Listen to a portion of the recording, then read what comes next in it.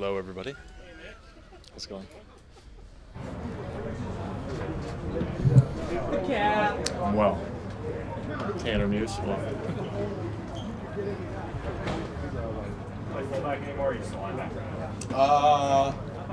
I don't know. I started out with the defense, but it usually just depends on the day. Chad will grab me and tell me I've got some fullback stuff, but I need to get in Drew Lock and Geno's ear a little bit more about getting the ball more this year, I think. So start with that.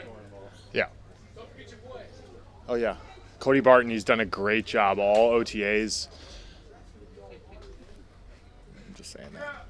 In all seriousness, I mean, he's a guy who could step into a bigger role this year. What have you seen? Yeah, I mean, I hate to praise a guy like that, but he has done a great job. You could see it in preseason in the past, in the brief times that he got in over the past couple of years, and it's great to see him kind of develop. As much as I want to hate him because he's just a younger linebacker, he is, one of my good buddies on the team, and he does a great job. And him and JB in there have been amazing. What's it like being in the huddle or looking out at the huddle and not seeing Bobby Wagner or KJ Wright there for the first time?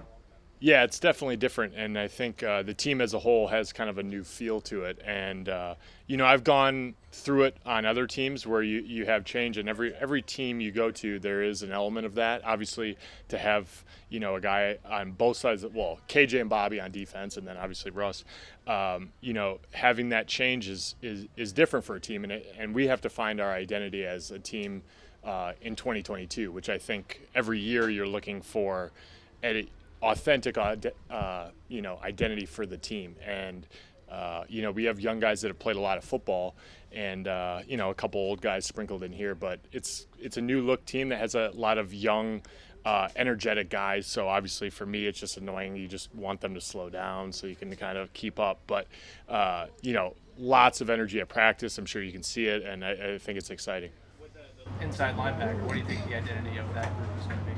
Yeah, it obviously starts with JB. He had an unbelievable season last year, and he's just continually gotten better. And you can see just the raw talent that he has.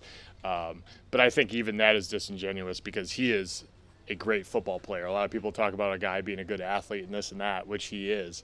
But he took the pieces, I think, from Bobby and KJ that kind of taught him along the way. And I think it's just taking it and run with it. And a guy that can run like that and cover like he does and hit like he does, I think, the sky's the limit for him. Have you seen him adjust to now being in that leadership role, calling the play so far? Yeah, I think it's been great. That's a big adjustment, obviously, when you have a guy that, like Bobby calling the plays all the time. And it may not seem like much, but when you finally get that mic in your helmet and you're responsible for getting the call to everybody on defense, I think it is a big responsibility. And, he's done great. I think it's been quite seamless for him out here, and it'll continually to get more comfortable for him, I'm sure, as he does it. Have you been the guy who's gotten the signals in your ear? Yeah, but I'll be on the sideline. But I'll be like, I'll tell the other guys.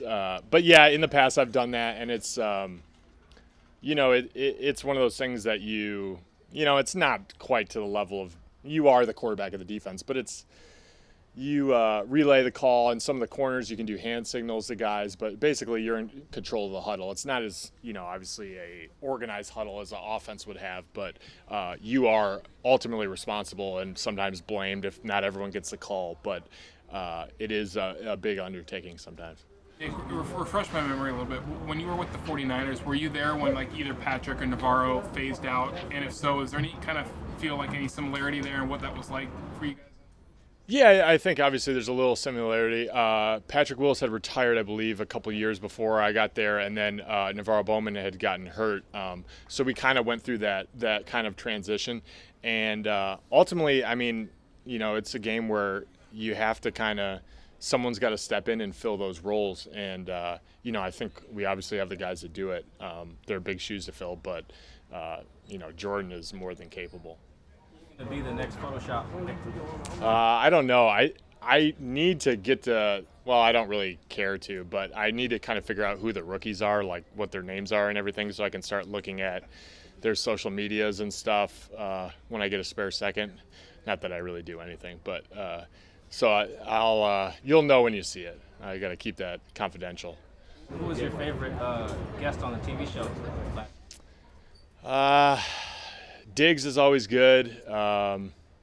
DK was fun. I didn't know how it would come out, but it was good. But it's funny because no one that I interviewed had ever seen the original kind of Between Two Ferns. So I aged myself, and then it also was kind of it was funny because they had no idea what the actual concept of it was. So that made for sometimes a better overall product, I think.